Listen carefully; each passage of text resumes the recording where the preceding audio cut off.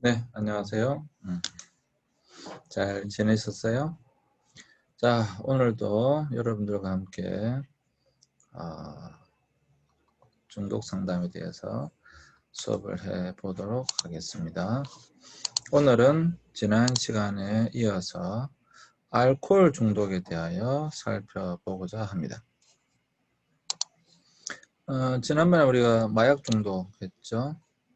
마약 중독을 했는데 오늘은 알코올 중독에 대하여 살펴보도록 하겠습니다. 자, 알코올 중독. 알코올 중독이 무엇인가? 알코올 중독이 무엇인가? 알코올 중독이란 WHO에서는 알코올 중독이란 전통적 음주 습관의 영역을 넘거나, 여기서 중요한 건요, 전통적 음주 습관의 영역을 넘는 겁니다.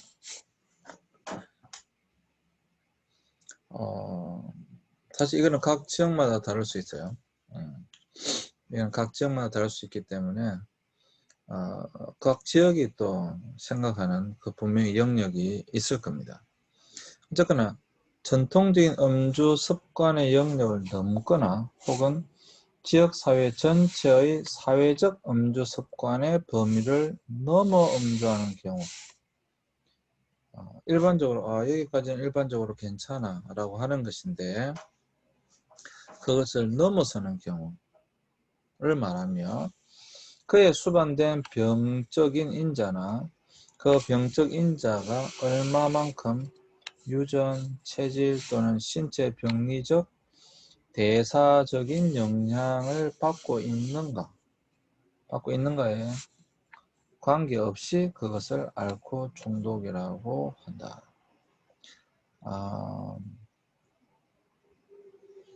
뒤에 나오니까 이제 한 게 잘 텐데, 어쨌거나 알코올 중독이라고 하는 것은 우리가 일반적으로 마시는 술의 양의 범위를 넘어서는 것을 알코올 중독이라고 한다. 이렇게 여러분들은 일단은 생각하시면 될 것 같습니다.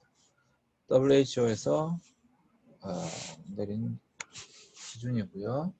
자, 미국 의학협회에서는 뭐라고 이야기하고 있느냐 하면, 알코올 중독이나 음주의 편향된 특징을 가진 질환이다. 여기서 중요한 것은 음주의 편향된 특징을 가진, 음주가 시작되면 대개 중독 상태가 되어야 끝나는 만성적 진행적으로 재발된 특징을 가지고 있고, 또한 지속적인 과도 음주 때문에 전형적인 신체장애, 정동장애, 직업장애, 사회적 부작용 등이 수반되는 특징을 가진다. 이 정도 돼야 이제 알코올 중독이다. 뭐 이런 거죠. 그래서 두 가지 합쳐보면, 종합적으로 보면 알코올 중독이란 지나친 음주 습관으로 인해 개인과 가족 그리고 사회에 문제를 일으키면서도 음주를 조절할 능력을 상실한 상태, 이게 바로 알코올 중독이다. 일단 여기서 중요한 개념이 이제 세 가지가 있죠. 알코올 중독이 뭐냐에 있어서 세 가지. 첫 번째, 음주 습관. 술을 마시는데 그냥 단순히 술을 마신다고 해서 알코올 중독이다 이렇게 이야기하지 않는다는 거예요. 어떤 음주 습관이 있다.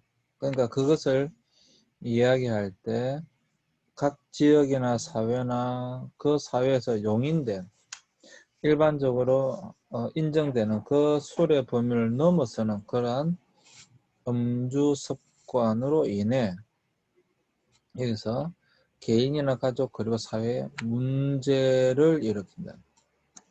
이 음주 습관이 어떤 문제를 일으킨다. 그럼에도 불구하고 음주를 조절할, 컨트롤할 능력, 조절 능력을 상실한 상태. 요게 알코올 중독이다 이런 말입니다. 다시 말씀드립니다. 우리가 어떤 술을 먹는다고 해서 그것이 다 알코올 중독이다 이렇게 이야기하지는 않는다. 근데 어떤 음주의 습관, 술을 먹는 습관 때문에 문제가 발생한 거고요. 문제가 발생했는데도 불구하고 그것을 조절할 능력을 상실한 거예요. 그러면 조절해야 될 거 아니에요? 그럼에도 불구하고 조절이 안 되는 거. 그게 바로 뭐냐? 중독, 알코올 중독이다. 계속 제가 이제 말씀드린 것 중에 하나가 어떤 중독이라고 할 때 마약도 마찬가지고 마약도 사실 처음에는 의약품이었어요. 의약품으로 만들어진 거였어요. 근데 아무리 약이라 할지라도 조절이 안 되면 그건 중독으로 가버리는 겁니다. 사실 모든 게 다 마찬가지예요. 그래서 가장 중요한 이 조절 능력이거든요. 조절 능력. 과연 조절을 할 수 있느냐? 이것이 굉장히 중요한 기준이 되는 것이죠. 알코올 중독은 뭐 그냥 말할 필요 없이 결국에는 술을 조절할 능력을 잃어버렸다. 이게 이제 문제가 되는 것입니다. 아시겠죠? 알코올 중독의 현황. 사실 지금 이 굉장히 분량이 많기 때문에 그냥 중요하지 않은 부분, 또 우리가 여기서 너무 깊이 있게 다루지 않을 부분은 빨리 넘어가도록 하겠습니다. 성인 인구 중 우리나라 현황입니다. 성인 인구 중에서 알코올 사용 장애의 평생 유병률은 남자는 이제 13.4, 전체가 13.4%인데 남자는 18.1%, 무려 20%에 가까워요. 여자는 6.4%. 남자가 월등히 많은 것을 볼 수가 있습니다. 거의 뭐 3배 많죠. 사실 이런 여러분 굉장히 많이 차이가 나는 겁니다. 그래서 알코올 중독이라고 할 때 누가 알코올 중독에 우리나라 같은 경우는 더 잘 걸리느냐? 남자가 거의 여자에 비해서 3배 정도 높은 것을 볼 수 있다. 그리고 알코올 중독, 알코올 사용 장애에 걸릴 확률이 전체적으로도 무려 13.4%, 남자는 거의 20%에 육박한다라고 하는 것은 굉장히 높은 겁니다. 이거는 굉장히 높은 겁니다. 그래서 과도한 알코올 섭취로 인해 내성이나 의존, 금단 증상 및 인지기능 저하, 정신병적 증상이 생기는 알코올성 정신장애가 증가하는 추세를 보이고 있습니다. 점점 더 이러한 것이 증가하고 있다. 우리나라에 이 말이죠.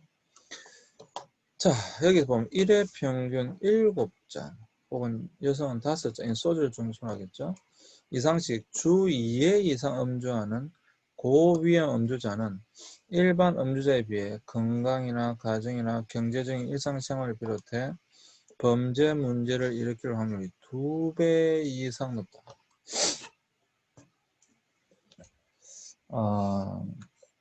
마약과는 달리 마약은 여러분 대놓고 하는 사람이 별로 없죠. 거의 없죠. 그죠? 대부분 스무사거나 뭐 어떤 그룹 내에서만 사용하는 경우가 많습니다. 그런데 알코올은 특별히 우리나라에서는 굉장히 관대하기 때문에 아주 기본적으로 일반적으로 그냥 쉽게 알코올을 섭취할 수 있는 거예요. 그러다 보니까 여기 보시면 1회 평균 7잔, 주 2회 이상 음주하는 이 사람은 고위험 음주자로 보는 겁니다. 1회 이상 7잔이 소주 한 병이 되겠죠. 7잔 반 넣는다는 거니까 소주 한 병이 되겠죠. 이것을 주 2회 이상 마신다. 이런 사람 고위험자라는 거예요. 그리고 이러한 사람이 범죄 문제를 일으킬 확률이 2배 이상 높다라고 하는 겁니다. 또 실제로 살인 범죄자 중 41.9%, 약 42%가 주치 상태였다. 술을 마신 상태였다라고 대검찰청 통계조사에 이미 나와 있다라고 하는 겁니다. 상당히 높은 거죠.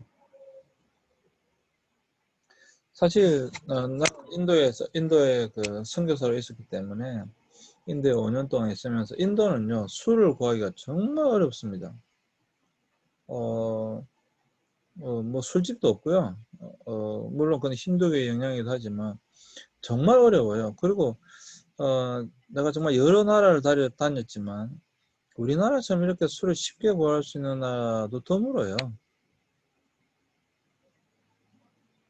사실 우리는 너무 쉽게 술을 구할 수 있는 거예요. 누구나. 네, 우리나라의 어떤 문화, 굉장히 술에 대해서 관대한 문화와도 연관이 있다라고 하는 것이죠. 그러다 보니까 대부분 범죄와 이렇게 연결되어진 경우가 너무도 많다라고 하는 것이죠. 또 우리는 술을 먹고 그랬다 했을 때 오히려 가중처벌되는 게 아니고 그것을 또 일정 부분 감해주는 그런 것도 있다 보니까 오히려 더 그게 심화되고 있는 거죠. 예, 우리나라의 음주 문화를 보면 우리나라는 전반적으로 술에 매우 관대한 사회입니다. 그리고 술을 한 잔쯤 마시는 행동이 보편화되어 있고 술을 잘 마시는 것이 능력이 있는 것으로 평가되기도 하며 술을 강권하는 것이기도 하죠. 이게 참 여러 가지 내가 하는 게 아니라 우리 아들이 하는 거지만 어쨌거나 유학생들을 위해서 포이스트라고 하는 식당을 지금 하고 있는데 이 포이스트 이 포가 PHO 이거 이제 월남 쌀국수를 이야기하는 겁니다. 이걸 월남 쌀국수 포라고 하고요. 이스트는 이스트 아시아.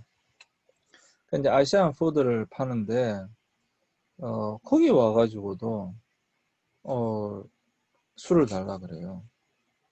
그래서 우리는 술을 일체 팔지 않습니다. 웬만하면 왜 식당에 가면 음식 먹는 식당에 가면 술을 다 팔잖아요. 우리는 일체 술이 없습니다. 술 자체를 팔지 않아요. 근데 우리 식당에 와가지고도 왜 술을 안 파냐고. 아니 이 쌀국수 먹을 때 안주가 될 만한 또 요리가 있거든요. 뭐 꼬바로라든지 이런 요리가 있거든요. 그냥 그거 갖고 괜히 질문을 아니 얘 먹고 싶은데 소주 한 잔 마시고 싶은데 뭐 맥주 한 잔 마시고 싶은데 왜 술을 안 파냐고. 그렇게 뭐 대낮부터 정말 대낮부터 점심시간부터 그렇게 요구하는 사람이 있어요. 실제로 딱 한 번 있었는데 술을 몰래 갖고 와가지고 우리는 술을 팔지도 않고 마시지도 않은데 몰래 갖고 와갖고 먹은 사람이 있었어요. 참 몰래까지 먹는 거고 뭐라 할 수 없어서 내가 또 그냥 했지만 그렇다는 거예요. 그래서 우리나라 문화가 그런 문화라 굉장히 관대하고 굉장히 술 한 잔 좀 마시는 건데 굉장히 보편화되어 있어요. 또 심지어는 술을 잘 마시는 것이 남자가 말이야 술도 마실 줄 알아야지 이런 그리고 마셔봐 미스 김 이러면서 굉장히 강권하는 또 술을 마시지 않으면 굉장히 그 사회 대인관계에 이게 음주행동이 남자다움을 드러내고 사회생활과 대인관계에 긍정적으로 작은 그러니까 술을 못 마시면 사회생활을 못한다 할 정도로 그런 굉장한 그런 사회적인 분위기, 문화 이게 문제라는 거죠. 이게 문제예요. 이거는 여러분 이건 문제예요. 그래서 음주로 인한 실수에 대해서는 너그럽게 받아들이는 분위기이며 한국인의 음주 문화는 공동체와 밀접한 연관이 있다. 국내 성인의 경우 음주의 목적이 주로 사교나 타인과의 소통이며 이는 전통적인 대장문화, 서로 주고받는 대장문화가 현재까지도 상존하고 있음을 간접적으로 잘 보여주고 있다. 그러나 이거는 굉장히 이제 지금도 물론 그렇긴 하지만 어쨌거나 작년부로 우리나라에서 바뀌었죠. 우리나라 술집보다 커피숍이 더 많아졌다. 이거는 굉장히 긍정적인 것 같아요.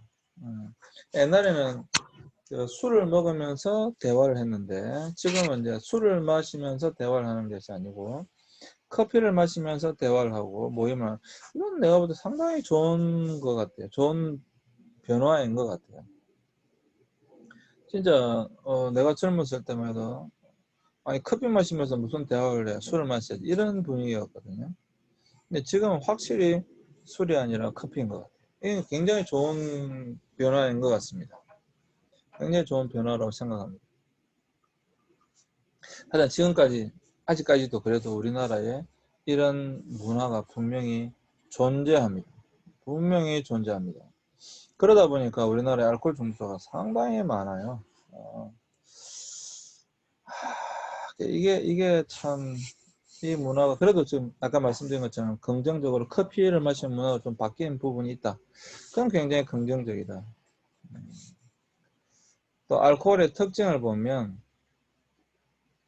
알코올이라고 하는 것은 화학적으로 에틸 알코올인데 타는 듯한 맛을 가진 무채색 타는 듯한 맛을 가진 소주나 아니 사실 이제 소주 농도하면서 이제 마시면 탈을 넣다 불이 나는 듯한 그런 맛을 가졌죠. 화학적으로 뇌나 척수의 활동을 저하시키는 중추신경 억제제 계열의 약물이다. 약물이다. 술도 결국에는 중추신경 억제제 계열의 약물이다. 아니 그 성경에도 보면 바울이 디모데에게 포도주를 써라고 했어요. 포도주. 아니 사실 적당한 술은 굉장히 건강에도 좋죠. 굉장히 건강에도 좋아요. 근데 문제는 적당하게 할 수 있느냐가 문제라서 문제인 거죠. 소량을 투입했을 때는 흥분제의 역할을 분명히 합니다. 우리가 마시는 알코올은 식물에 자연적으로 존재하는 당의 효모균에 의해 발효되어 만들어진 것입니다. 대표적인 포도주나 이런 게 있겠죠. 기억력, 지각, 판단력 및 행동에 영향을 미쳐 제대로 기능을 발휘하지 못하도록 하는 특징이 있다. 이제 이거는 뒤에 나올 테니까 또 그때 보게 되겠지만, 결국은 술을 계속 마시다 보면 기억력 감퇴, 지각력 감퇴, 판단력 감퇴 이런 것들이 소위 말 알코올성 치매, 알코올성 치매가 굉장히 우리나라에 많죠. 혹시 여러분들 중에서도 블랙아웃을 여러분 경험하셨다고 한다면 조심해야 됩니다. 정말 조심해야 돼요.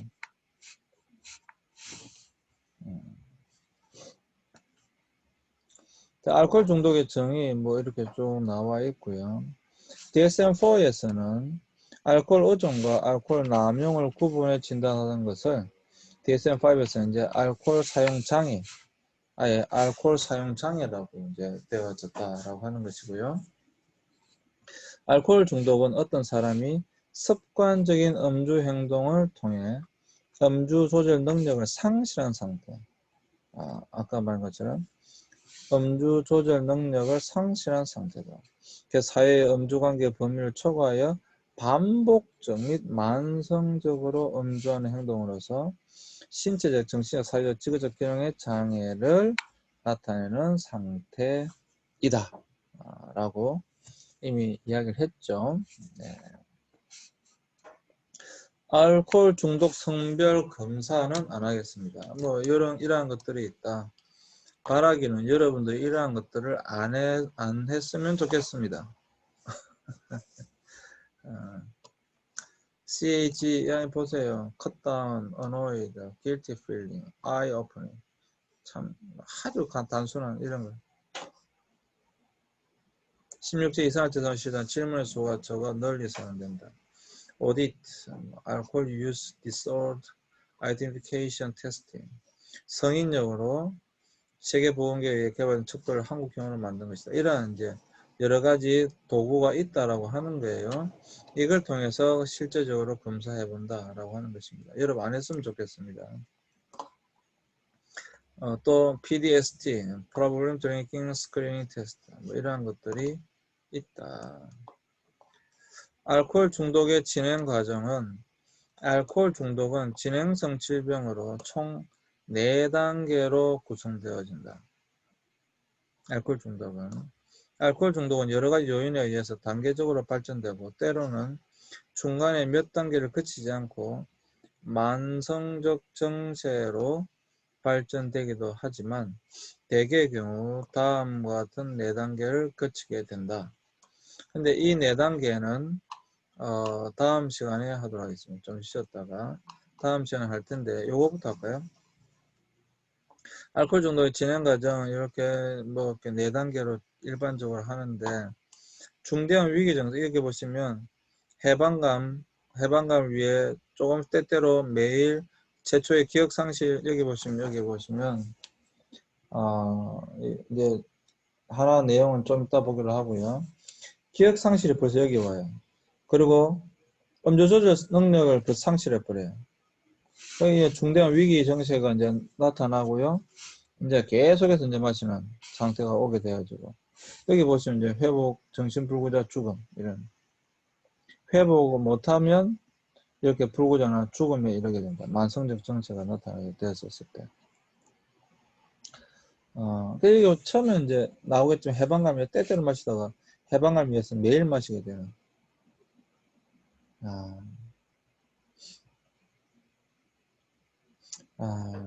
여러분들 그러지 마세요.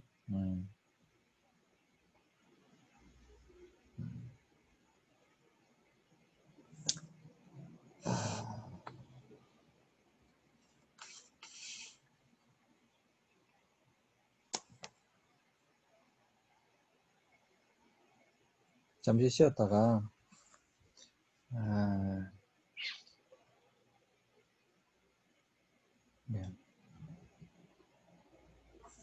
네. 잠시 쉬었다가 뭐 할 텐데요. 좀 이렇게 시간 25분 안 됐지만 잠시 쉬었다가 하시죠. 이거 이제 그 뒤에 알코올의 분해 과정, 체내 흡수 알코올은 혈류를 통해 간에 운반되고 주로 간에서 하는 거죠. 모든 제도 간이잖아요.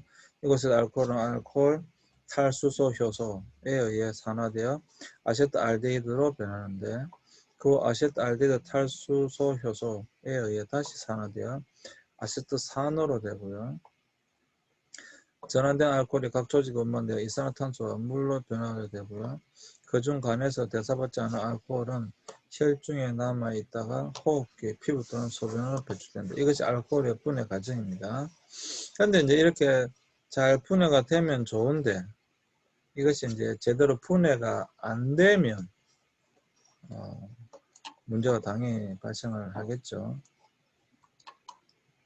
알코올 분해 과정을 이제 이렇게 도표로, 알코올이 들어왔을 때 위나 소장에서 흡수되며 간에서 분해되어졌고, 위 혹은 간에서, 주로 간에서 하죠.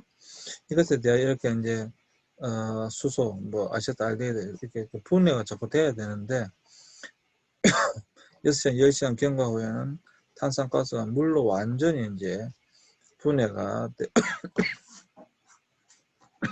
되어져야 되는 것이죠. 이렇게. 그래서 분해 물질은 숨을 쉴 때 몸 밖으로 나오거나 땀과 같은 분비물에 섞여서 배출되어져야 되는 것이죠. 이렇게. 근데 이게 이제 일반적으로 알코올 분해 과정인데, 이게 제대로 안 이루어지면 당연히 문제가 발생을 하는 거죠. 그 문제가 어떻게 발생하는지를 이제 다음 시간에 차근차근히 한 개씩 보도록 하겠습니다. 이건 또 다음 시간에 이건 굉장히 중요한 요인이라서 또 해야 되고요. 자, 오늘 이 시간 여기까지 하겠습니다. 시간이 조금 모자라지만 다음 시간에 좀 더 길게 하면 되니까 하도록 하겠습니다. 문제는 이제 이걸 좀 더 집중적으로 보고 싶어서 그런 거예요.